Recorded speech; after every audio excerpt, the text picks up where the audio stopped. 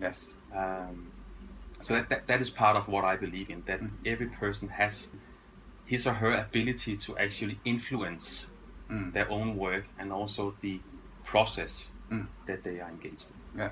And I'm not seeing myself as a manager slash leader that has all the answers. I think that is one of the biggest mistakes you can do as a leader. It's more to facilitate the conversation that will lead to a bigger result than if I'm just saying what people should do. Because it sounds like that you believe uniqueness. And why is uniqueness so important? Because that's, I think, that message you can find many places. Yes. But I have seen you live it. Yeah. So what's the difference?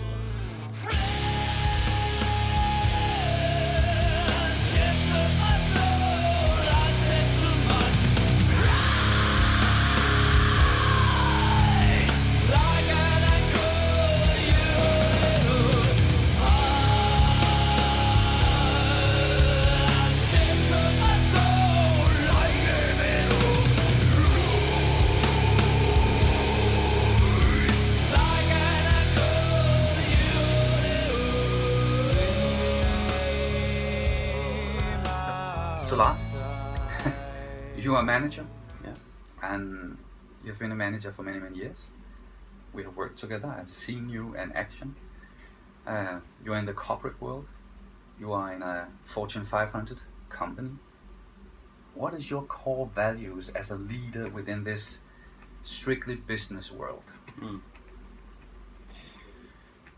I think it has developed actually over time. Yes. And if I have to say what it is right now, and where I am in my development as a leader, I think it all comes down to authenticity. Yes.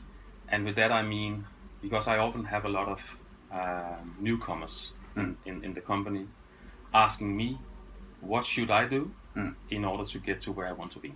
Yes. So asking you, if I want to be successful in this company, yes, what should I do? Yes. Yes. And you don't have to be there more than just a week or two to understand that there is a specific suit you need to wear in order to be successful. Yeah. And I'm not talking about the clothes. No. So it's a specific attitude. A specific attitude, yes. And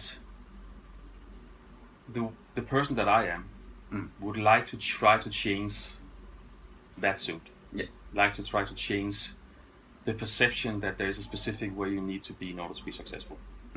And I'm always trying to say, I think you should try to be you. And then they just look at me, but I am me. Yes, but remember when we hired you for the one, for the person that we saw, the uniqueness that you have. And I'm not saying that all of you have been hired just to change something, because some of you have also been hired to fit into what is already there. Yeah, of course. Because that's part of surviving. But I'm always encouraging them to say, or to be in a way so that we get their uniqueness. So if I try to translate, because my question is, what is your core values? So I'm hearing a value always striving to affect the culture. Yes. To add something, maybe not a revolution, but just a slightly new thing to the culture. Yes. Why is that important? Because everything outside the building is changing every day. But where we get the real input is from people coming from outside. Yes. And when I talk about authenticity, it's also to say that as a leader, for me it's important that we can agree on where we want to end. But I am not the one who should dictate the way to go there. Because I have my preferred way of doing things, but you have your preferred way of doing things. And I'm pretty sure that if you use your, let's call it, winning formula, which you have built over many years, that's potentially better than trying to take on my winning formula. Yes, of course. Because that's mine. Persons, yes, exactly. Yeah. So that is what I'm always trying to inspire that people to say, we can agree where we want to end up, but the way to go there, you decide. And I'm not seeing myself as a manager slash leader that has all the answers. I think that No. is one of the biggest mistakes you can do as a leader. Mm. It's more to facilitate the conversation that will lead to a bigger result than if I'm just saying what people should do. Because it sounds like that you believe uniqueness.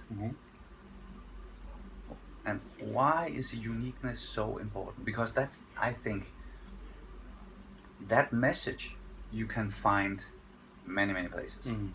Yes. But I have seen you live it. Yeah. So what's the difference? I believe that if you want to develop as an organization, and if you have the exact same, let's say, shaped people, Yes. that thinks the same way, acts the same way, at a certain point you run out of, let's say, out of uniqueness. You run out of dynamism. You run out of innovative spirit. Yes. Because you are all walking around in the same little lawn, and there's no one to get inspired from. Yeah.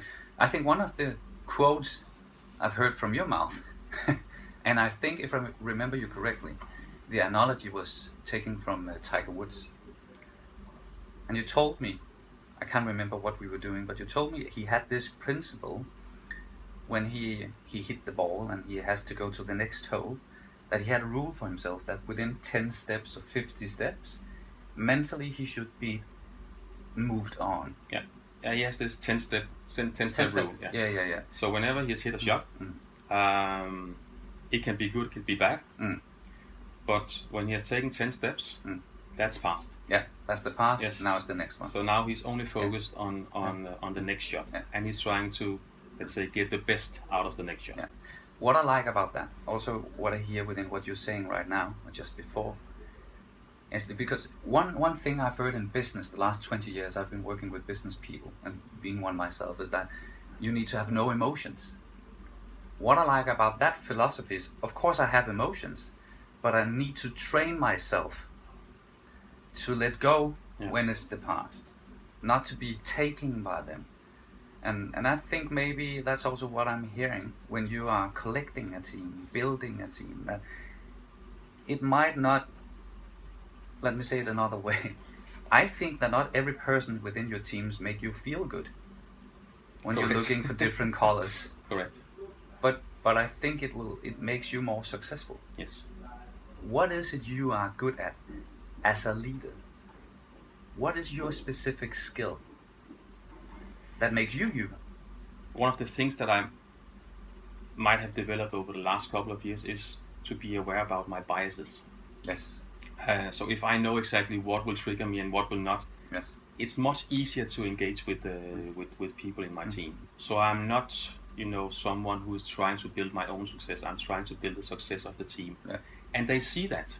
It's not just something that I say to them, but it's something that they see. So I'm always, I'm not the one who says I have to be on the stage doing the presentation. If the presentation is done by someone else, then they do the presentation as well. Yeah. I try to provide them a room for personal development while they are at work. Why is that personal development important in business? Because, as I said, if I'm not aware about what my biases are, they might be a blocking for me, doing stuff. They might be hindering me from having a strong collaboration with you because I keep being annoyed every time we get together. Yes. But if I'm aware about why I get annoyed, I might have the opportunity to work on that, put it aside. Yeah. So back to the 10-step rule. Exactly. Yeah. Exactly. Yeah. Or even grow the, grow the maturity or the guts to talk to you about it. Yes. Say, I have this issue when I'm with you. Yeah. And I like to address it. Exactly. Yes. But personal development also develops courage? Yeah, absolutely. Absolutely. I mean, the more you know about yourself, I'm pretty sure that it will take away the fear from stepping into specific situations. Yes. It makes sense. As a psychotherapist and being the expert in human relationships, I would say what you are good at is giving people an experience of being heard. And I think being heard, you listen to me, will always be the strongest motivation for people to provide what you want them to do. Because when you listen to me, I can trust and believe when you give me feedback, it's constructive. It's because you want me to grow. Yeah. But if I have the emotion that you do not listen to me and you provide me feedback, it would be easy for me to interpret that you are only using me as a stepping stone. Which my experience is often the challenge within huge companies, that of course a part of the people working there is using other people as stepping stones, and it ruins the culture. Now you've been working in your current company for what? 11 years. 11 years. Yeah. So the center point, the most important skill to be successful within a Fortune 500 company, what do you think that is? Of course, there's not only one thing, but if we should pick out one thing, this is really, really important, what would you say that is? It is definitely managing expectations. And go into depth with that. What does that mean? It means be aware about what people will assess your performance on. Yes. So how do we measure your performance? Yes. Know how you're measured. Yes, exactly. Yes. Know who is the audience that will measure you. Yeah. And then of course we cannot avoid talking about the political game. Yes. You need to be able to master the political game, meaning you need to understand who is the persons that will take the decisions, who is the most important influencers in the organization. Yes.